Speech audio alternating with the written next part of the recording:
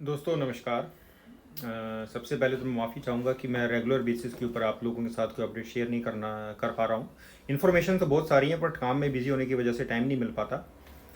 और इससे पहले कि मैं अपनी बात कहूँ दोस्तों, मेरा ख्याल है अभी हमारे ऑफिस के एड्रेस को लेकर के कुछ प्रॉब्लम्स आ रही हैं। दोस्तों बहुत आसान है, अगर आप कसाई ट्रेन स्टेशन पे पहुँचोगे तो वहाँ पर 2 एग्जिट्स हैं बाहर जाने के रास्ते पर। आपने वो वाला बाहर जाने का रास्ता पकड़ना है जहाँ से कसाई सेफ की ओर आप जा सकते हैं। तो जैसे ही आप बाहर निकलोगे आपके राइट साइड के ऊपर आपको बहुत बड़ी गाड़ियों की पार्किंग नज़र आएगी ट्रेन स्टेशन के साथ में ही। उसके बिल्कुल सामने एक पार्क है और पार्क के बिल्कुल सामने मिनी प्रेसो है। जिस बिल्डिंग में मिनी प्रेसो है उसी बिल्डिंग में हमारा ऑफिस है दोस्तों।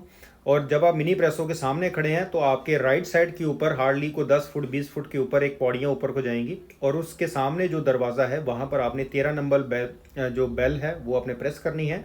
या अगर गेट ओपन है तो आप सीधा 13 नंबर वाले रूम के अंदर ऑफिस के अंदर आ सकते हैं। वो हमारा ही ऑफिस है दोस्तों, बहुत ईजी है, कोई ज़्यादा दूर नहीं है। मेरे ख्याल ट्रेन स्टेशन से मुश्किल से 3 से 4 मिनट का रास्ता है बाई वॉक। तो दोस्तों आज की जो वीडियो है, जो क्लिप है, वो ब्लैक लिस्टेड कंपनीज़ के ऊपर अगेन है, क्योंकि काफ़ी सारे भाई मुझे ये बात आकर के पूछते हैं या हमें बताते हैं कि भाई हम सेफ में जा कर के ये बात कह देते हैं कि भाई हमने तो काम किया है, अब मालिक ने अगर टैक्स नहीं डाला तो इसमें हमारी प्रॉब्लम तो नहीं आई। तो आप मालिक को आप पकड़िए या मालिक को पूछिए।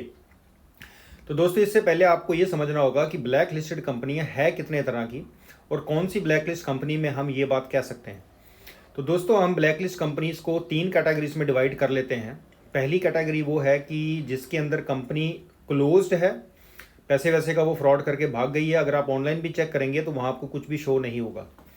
नंबर 2, कंपनी जो है वो एक्टिव है लेकिन इसका ना तो कोई ज़मीन पे ऑफिस है और ना ही इसका कहीं पर कोई काम चल रहा है और सेफ को इस चीज़ का पता लग चुका है।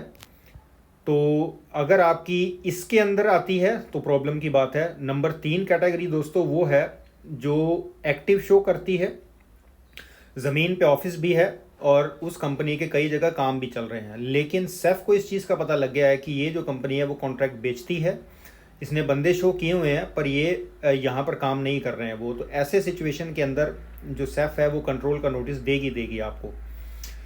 अब दोस्तों अगर पहली और दूसरी कैटेगरी वाली ब्लैक लिस्टेड कंपनी है आपकी, तो हम ये बात नहीं कह सकते कि हमने तो काम किया है अब उसने नहीं दिया, क्योंकि जो कंपनी एग्जिस्ट ही नहीं करती है ज़मीन पे आप उस पर ये बात नहीं कह सकते हैं। तो नंबर 3 कैटेगरी वाली कंपनी के अंदर हम ये बात दलील दे सकते हैं कि भी हमने तो काम किया पर टैक्स मालिक ने नहीं भरा, तो इसमें हमारी क्या गलती है। तो ये सिचुएशन दोस्तों हम कोर्ट में ले जा सकते हैं या आप मालिक से इस चीज़ का प्रूफ ले लें कि भाई तूने हमारे नाम पे टैक्सेस पे किए हैं, तुमने यहाँ पर काम किया है। तो ये प्रूफ हम लेकर के सेफ में जमा करवा सकते हैं अगर आपकी फ़ाइल इन बेसिस पे रिजेक्ट हुई है। तो दोस्तों अब सवाल दूसरा ये खड़ा होगा कि हम कैसे पता करें कि जो कंपनी है वो हमारी कौन सी कैटेगरी की ब्लैक लिस्ट है। तो दोस्तों इसका जवाब मेरे पास भी नहीं है। ये आप यहाँ तो कंपनी के मालिक को पूछिए कि भाई तुम्हारा कहाँ पर ऑफिस है, कहाँ कहाँ पर काम चल रहे हैं, ताकि हमें पता लगे। कल को अगर हमारा कंट्रोला होगा तो हमें भी पता रहना चाहिए कि भाई हम सेफ को कौन सा एड्रेस देंगे जहाँ पर हमारा काम चल रहा है।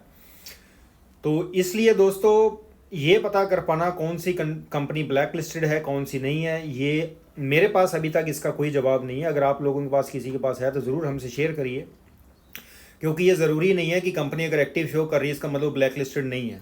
ऐसी बहुत सारी कंपनीज हैं जो एक्टिव शो कर रही हैं पर है ब्लैक लिस्टेड हैं।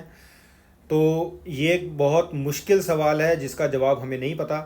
पर आप कोशिश करिए अपने मालिक को, जिसकी भी वो कंपनी, उससे पूछिए कि भाई तुम्हारा ऑफिस कहाँ पर है, मुझे आकर के मिलना है। या अगर मुझसे कोई पूछता है कि भाई कौन से एड्रेस पे तुम्हारा मालिक का ऑफिस है या तुम कहाँ काम कर रहे हो, तो मुझे पता होना चाहिए एड्रेस।